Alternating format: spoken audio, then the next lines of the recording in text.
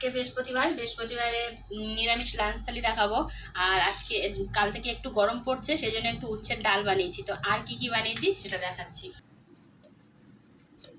প্রথমেই গরম ভাত, একটা লঙ্কা আর একটা লেবু, আর নিচ্ছি কিছুটা আমড়া।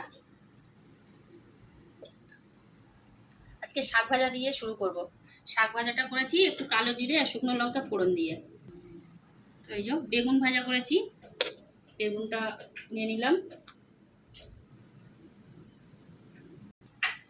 করেছি ডাঁটা দিয়ে বাঁধাকপি চচ্চড়ি।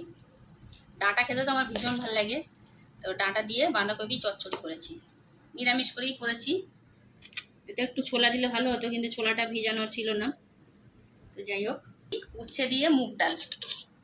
উচ্ছে দিয়ে মুগ ডাল আমাদের সবাই খেতে ভালোবাসে, ছেলে মেয়ে সবাই খুব মানে খায়। উচ্ছে তেতো বলে কোনো অসুবিধা নেই, আমার ছেলে মেয়ে তেতোটা খায়। আর একটা জিনিস করেছি ওল ভাতে, এটা দিতে মনেই নেই। তো এই যে ওল ভাতেটা দিয়ে দিচ্ছি। ওল ভাতেটা শুকনো লঙ্কা দিয়ে মাখিয়েছি সুন্দর করে। নিরামিষ লাঞ্চ থালি দেখো, করতে করতে 5 রকম পদ বানিয়েই ফেলেছি।